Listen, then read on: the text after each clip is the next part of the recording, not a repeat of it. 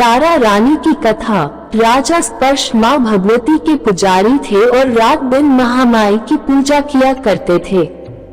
माँ ने भी उन्हें राजपाट, धन दौलत, ऐशो आराम के सभी साधन दिए थे। कमी थी तो सिर्फ ये कि उनके घर में कोई संतान नहीं थी। ये गम उन्हें दिन रात सताता था। वो माँ से यही प्रार्थना करते थे कि माँ उन्हें एक लाल बख्श दे ताकि वे भी संतान का सुख भोग सके, उनके पीछे भी उनका नाम लेने वाला हो, उनका वंश चलता रहे। माँ ने उसकी पुकार सुन ली। एक दिन माँ ने आकर राजा को स्वप्न में दर्शन दिए और कहा कि वे उसकी तेरी भक्ति से बहुत प्रसन्न हैं। उन्होंने राजा को 2 पुत्रियां प्राप्त होने का वरदान दिया। कुछ समय के बाद राजा के घर में एक कन्या ने जन्म लिया। राजा ने अपने राज दरबारियों को बुलाया, पंडितों व ज्योतिषों को बुलाया और बच्ची की जन्म कुंडली तैयार करने का आदेश दिया। पंडित तथा ज्योतिषियों ने उस बच्ची की जन्म कुंडली तैयार की और कहा कि वो कन्या तो साक्षात देवी है। ये कन्या जहाँ भी कदम रखेगी वहाँ खुशियाँ ही खुशियाँ होंगी। कन्या भी भगवती की पुजारिन होगी।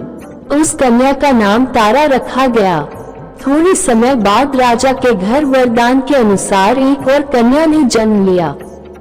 मंगलवार का दिन था। पंडितों और ज्योतिषियों ने जब जन्म कुंडली तैयार की तो उदास हो गए। राजा ने उदासी का कारण पूछा तो वे कहने लगे कि वह कन्या राजा के लिए शुभ नहीं है। राजा ने उदास होकर ज्योतिषियों से पूछा कि उन्होंने ऐसे कौन से बुरे कर्म किए हैं जो कि इस कन्या ने उनके घर में जन्म लिया। उस समय ज्योतिषियों ने ज्योतिष से अनुमान लगाकर बताया कि वे दोनों कन्याएं जिन्होंने उनके घर में जन्म लिया था, पूर्व जन्म में देवराज इंद्र के दरबार की अप्सराएं थीं। उन्होंने सोचा कि वे भी मृत्युलोक में भ्रमण करें तथा देखें कि मृत्युलोक में लोग किस तरह रहते हैं। दोनों ने मृत्युलोक पर आकर एकादशी का व्रत रखा। बड़ी बहन का नाम तारा था तथा छोटी बहन का नाम रूपमन। बड़ी बहन तारा ने अपनी छोटी बहन से कहा कि रूपमन, आज एकादशी का व्रत है, हम लोगों ने आज भोजन नहीं करना। अतः वो बाजार जाकर फल कुछ ले आए। रूपमन बाजार फल लेने के लिए गई। वहाँ उसने मछली के पकोड़े बनते देखे। उसने अपने पैसों के तो पकोड़े खा लिए तथा तारा के लिए फल लेकर वापस आ गई और फल उसने तारा को दे दिए। तारा के पूछने पर उसने बताया कि उसने मछली के पकोड़े खा लिए हैं। तारा ने उसको एकादशी के दिन मांस खाने के कारण शाप दिया कि वो योनियों में गिरे, छिपकली बनकर सारी उम्र ही कीड़े मकोड़े खाती रहे। उसी देश में एक ऋषि गुरु गोरख अपने शिष्यों के साथ रहते थे। उनके शिष्यों में एक शिष्य तेज स्वभाव का तथा घमंडी था। एक दिन वो घमंडी शिष्य पानी का कमंडल भरकर खुले स्थान में एकांत में जाकर तपस्या पर बैठ गया। वो अपनी तपस्या में लीन था। उसी समय उधर से एक प्यासी कपिला गाय आ गई। उस ऋषि के पास पड़े कमंडल में पानी पीने के लिए उसने मुंह डाला और सारा पानी पी गई। जब कपिता गाय ने मुंह बाहर निकाला तो खाली कमंडल की आवाज सुनकर उस ऋषि की समाधि टूटी। उसने देखा कि गाय ने सारा पानी पी लिया था।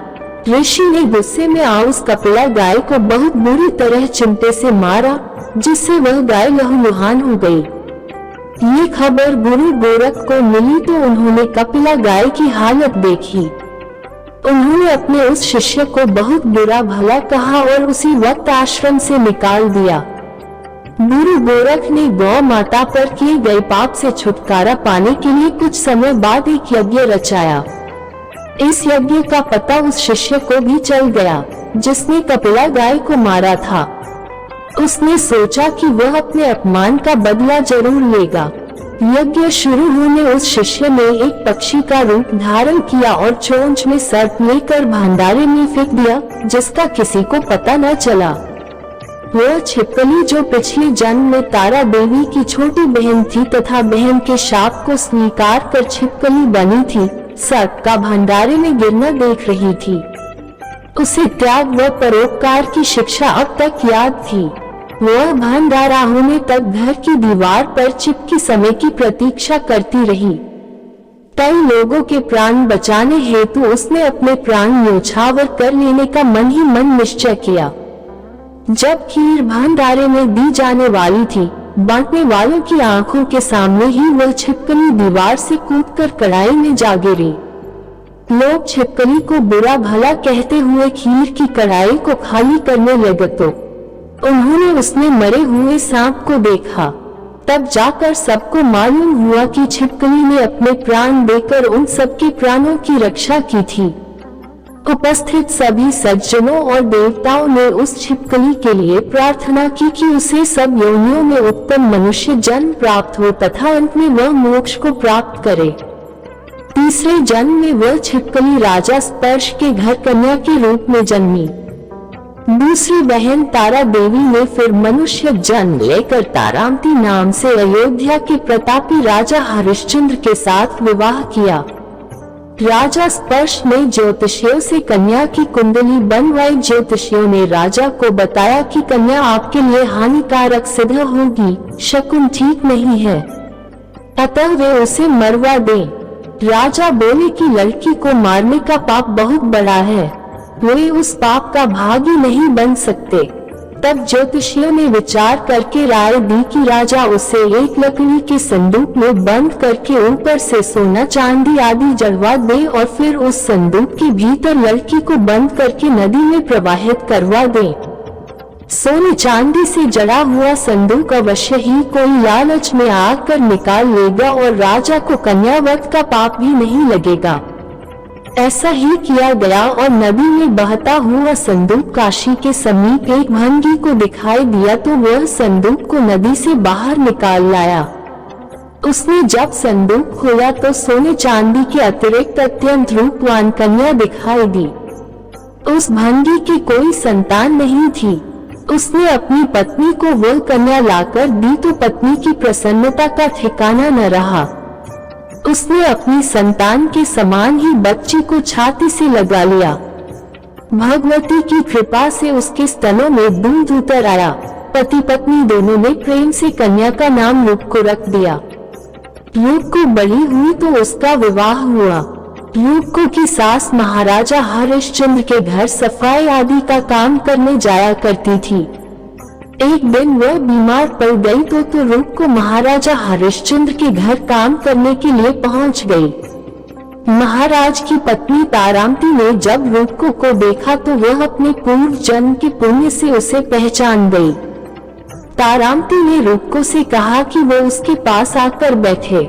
महारानी की बात सुनकर रूप को बोली कि वो एक नीची जाति की भांगेन है, भला वह रानी के पास कैसे बैठ सकती थी। तब तारामती ने उसे बताया कि वह उसके पूर्व जन्म की सगी बहन थी।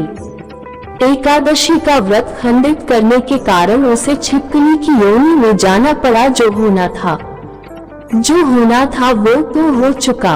अब उसे अपने वर्तमान जन्म को सुधारने का उपाय करना चाहिए और भगवती वैष्णो माता की सेवा करके अपना जन्म सफल बनाना चाहिए। ये सुनकर रूप को बड़ी प्रसन्नता हुई और जब उसने उपाय पूछा तो रानी ने बताया कि वैष्णो माता सब मनोरथों को पूरा करने वाली हैं। जो लोग श्रद्धा पूर्वक माता का पूजन व जागरण करते हैं उनकी सब मनोकामना पूर्ण होती हैं। रूप ने प्रसन्न होकर माता की मनौती मानते हुए कहा कि यदि माता की कृपा से उसे एक पुत्र प्राप्त हो गया तो वो माता का पूजन व जागरण कराएगी। माता ने प्रार्थना को स्वीकार कर लिया। फलस्वरूप 10वें महीने उसके गर्भ से एक अत्यंत सुंदर बालक ने जन्म लिया, परंतु दुर्भाग्यवश रूप को माता का पूजन जागरण कराने का ध्यान न रहा। जब वह बालक 5 वर्ष का हुआ तो एक दिन उसे माता चेचक निकल आई। रूप को दुखी होकर अपने पूर्व जन्म की बहन तारामती के पास आई और बच्चे की बीमारी का सब वृतांत कह सुनाया। तब तारामती ने पूछा कि उससे माता के पूजन में कोई भूल तो नहीं हुई। इस पर रूप को 6 वर्ष पहले की बात याद आ गई। उसने अपराध स्वीकार कर लिया। उसने फिर मन में निश्चय किया कि बच्चे को आराम आने पर जागरण अवश्य करवाएगी।